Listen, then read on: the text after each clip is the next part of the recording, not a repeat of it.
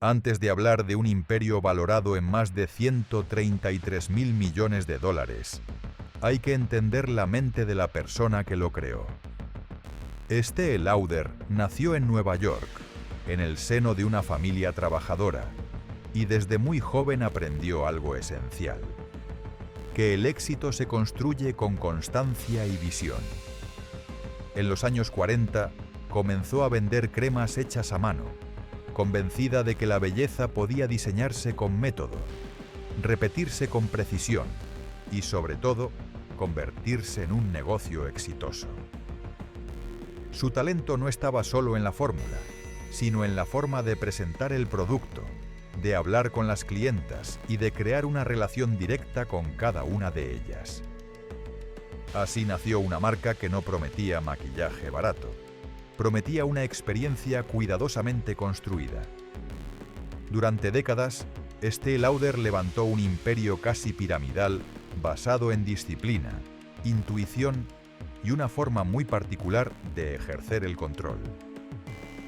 Ese mismo carácter que la llevó a la cima marcó el destino de todo lo que vino a continuación.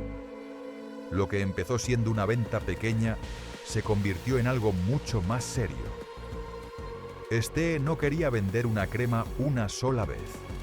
Quería que la mujer que la probara volviera. Pero entendió algo antes que muchos otros. El producto era importante, pero la experiencia lo era aún más. Insistía en las demostraciones personales, en el contacto directo con las clientas, en explicar cómo debía usarse cada producto, paso a paso. Ella no delegaba su trabajo. Ella observaba, ajustaba y corregía. Todo lo hizo en silencio, y sin darse cuenta, estaba construyendo algo mucho más grande que una marca de cosméticos. Estaba construyendo un sistema pensado para repetirse, para funcionar igual en cualquier mostrador, en cualquier ciudad, en cualquier país. Un sistema tan preciso que podía seguir funcionando incluso cuando ella no estuviera presente. Durante años ese sistema fue imparable, pero ningún sistema creado por una sola persona está preparado para sobrevivir cuando esa persona empieza a desaparecer. Porque en el momento en que el control se reparte, el sistema deja de ser método y empieza a ser poder. Y ahí es donde comienza el verdadero problema. Porque el imperio de Estée Lauder no estaba a punto de enfrentarse al mercado. Estaba a punto de enfrentarse a su propia familia. Si esta historia te está atrapando, suscríbete ahora. Porque lo que viene después no se destruyó desde fuera, se rompió desde dentro. Y cuando algo se rompe desde dentro, no hace ruido. O bueno, solo al principio. No había titulares. No había ningún momento exacto que pudiera señalarse. Porque el sistema seguía funcionando. Las tiendas seguían abiertas. Las ventas seguían creciendo. El nombre seguía siendo sinónimo de prestigio. Desde fuera todo parecía intacto. Pero dentro algo había cambiado para siempre. Durante décadas el imperio había tenido una sola brújula. Una sola forma de decidir. Una sola autoridad. Estée Lauder dirigía con presencia. Su control no era autoritario, era absoluto. Nada importante ocurría sin su aprobación. Nada se corregía sin su intervención. Nada se lanzaba sin su criterio personal. Ese nivel de control había creado estabilidad. Pero también dependencia. Porque cuanto más perfecto es un sistema, más frágil se vuelve cuando desaparece la persona que lo sostiene. Y el tiempo empezó a hacer lo inevitable. Poco a poco, Estée fue alejándose del día a día. No fue de golpe. Simplemente dejó de estar en todas partes. Y ese vacío no tardó en llenarse. El control comenzó a repartirse. Y con él, la visión. Lo que antes era una dirección clara, empezó a dividirse por diferentes opiniones. En estrategias que no siempre coincidían. La empresa seguía creciendo, pero ya no avanzaba como antes. No tenía el mismo rendimiento. Cada decisión pasaba por más manos. Cada paso requería más consenso. Cada error encontraba menos responsables claros. Porque cuando una empresa nace de una sola mente, no está preparada para la democracia interna. El sistema de Estée Lauder había sido diseñado para ejecutar órdenes, no para negociarlas. Y ahora por primera vez había que negociar. La sucesión no fue un evento, fue un proceso lento, cargado de silencios, de tensiones no dichas. El apellido Lauder, que durante décadas había significado unidad, empezó a fragmentarse.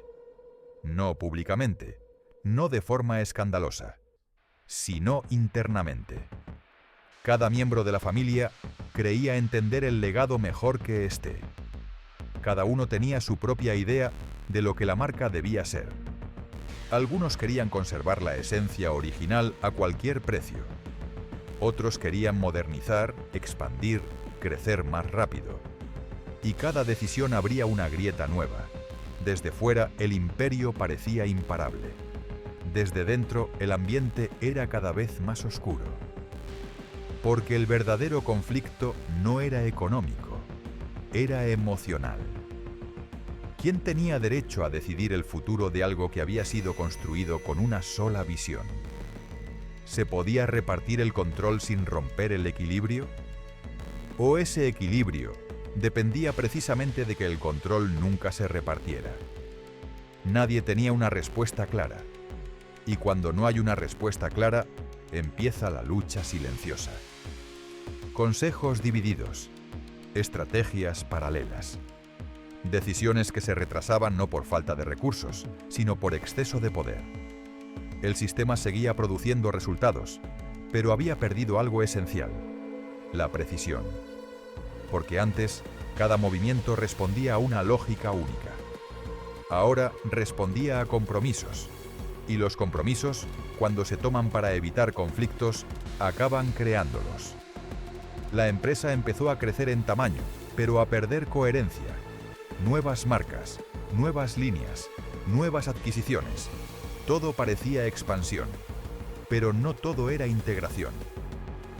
Cada nuevo paso alejaba un poco más al imperio de su diseño original. Y sin que nadie lo dijera en voz alta, una pregunta empezó a flotar en el aire. ¿Seguía siendo esto el imperio de Estée Lauder? ¿O solo llevaba su nombre? Porque una marca puede sobrevivir a su creador, pero no siempre sobrevive a la pérdida de su identidad.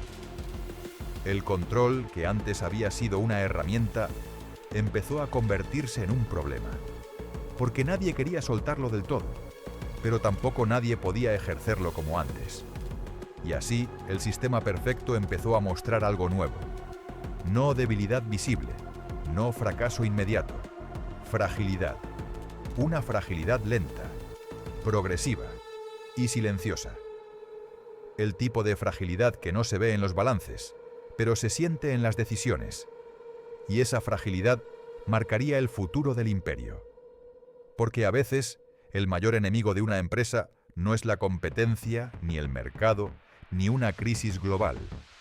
Es no saber qué hacer con el poder cuando ya no pertenece a una sola persona.